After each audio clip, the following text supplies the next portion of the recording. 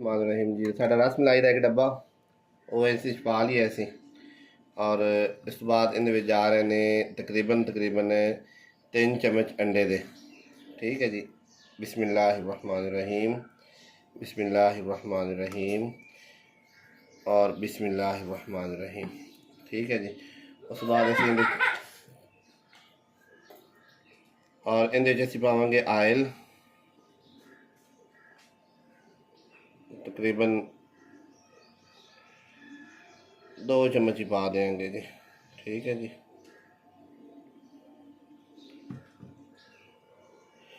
और उस बाद इन जी असी गुनना शुरू करांगे। सानू लगेगा कि सही आकरा है या नहीं सख्त है तो असी इन अंडा होर पा देंगे। ठीक है जी। अगर सानू लगेगा कि सख्त है तो असी इन होर आयल भी पा के नरम कर देंगे।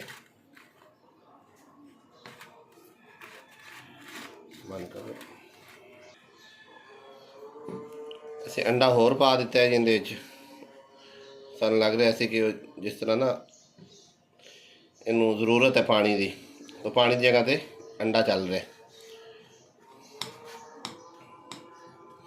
मुसलसल उबाले खा रहा है मट्ठी मट्ठी आँच से। ठीक है जी। जिमें मट्ठी मट्ठी शरीका नू अग लगती है उस तरह।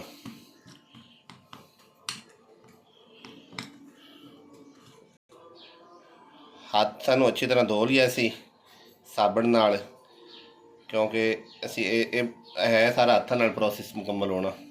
ठीक है। और ताकि आटा अच्छी तरह गुन्निया जा सके। ठीक है जी। लो जी, एक डब्बा साडा बने। इन कम अज़ कम तुसी 20 गोलियां तैयार करनिया ने, छोटिया छोटिया कांच दी गोलियां होंदियां ना, ओडियां तुसी तैयार करनिया ने। और ये हुण मैनूं लग रहा है कि नरम आटा है, यानी अंडा असी 1 चम्मच शायद ज़्यादा पा दिता है, लेकिन इन्हें असी रख के थोड़ी देर इन सुकून देवांगे तो सख्त हो जाएगा। ये इनकी खसीयत है। ठीक है जी।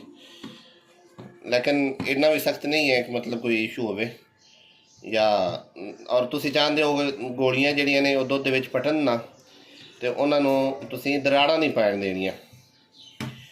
तो उस बाद असी आयल लावांगे हत्थां ते, हत्थां नूं करांगे चिकना। लो जी, साडा आटा तैयार हो गया। ठीक है जी। आयल लगावांगे हत्थां ते, हाथां ते आयल लग गया। ठीक है। और उस बाद थोड़ा जिहा लेना है असी आटा, क्योंकि इन्हें दुध विच जाके फुल जाना है।